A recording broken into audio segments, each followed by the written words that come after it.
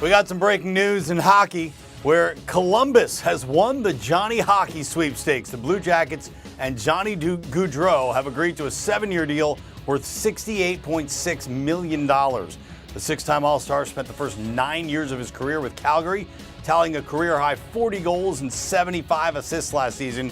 He was the NHL leader in plus-minus. Our NHL analyst, Alan May, joins us on the phone. So Calgary offered Gaudreau about $15 million more overall. The Devils and Islanders, they seem to be the favorites most of the day.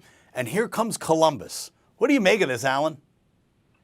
Well, there must have been some very passionate pleas by John Davidson and Jarmo Kekalainen and promises of some other players that must be on the horizon for their signings. And when you look at Cap Friendly, what they have signed right now, they've got a lot of players under contract, so it's very deceiving as to how much they have left on the salary cap. And I haven't had time to go over it and try to figure it out right now and handicap it.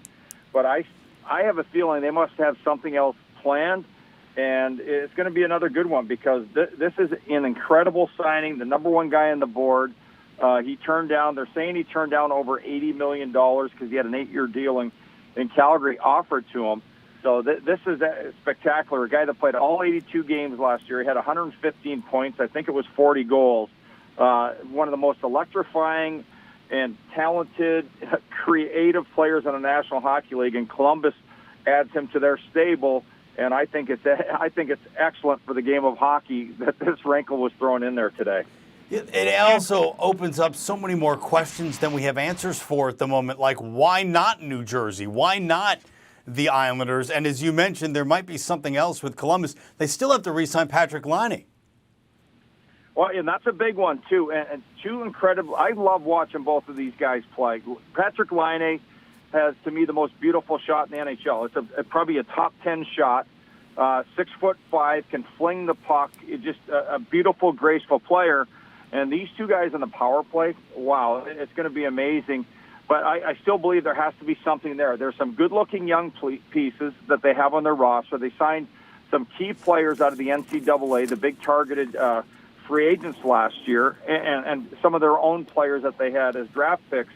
But I look at this Cole Sillinger, 18 years old last year, played in the National Hockey League, played almost every game of the season. So this is just probably the biggest wow of the day when you look at all the contracts out there, because no one had them on their radar. And you and I talked about an hour ago, and this was something that just popped in and started blowing up my phone. I couldn't believe it happened so fast. All right, so what is the ceiling now for the Blue Jackets? What were the expectations before this happened, and what are the expectations now signing Johnny Gaudreau? Well, they have some good pieces there. You look at Jakub Voracek, he loves playing there. He just got back there from Philadelphia last year.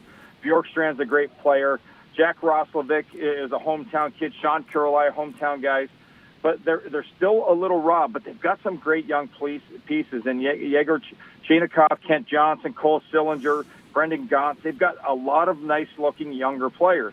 And then on defenseman, an absolute stud in Zach Werenski, who is one of the best players in the National Hockey League.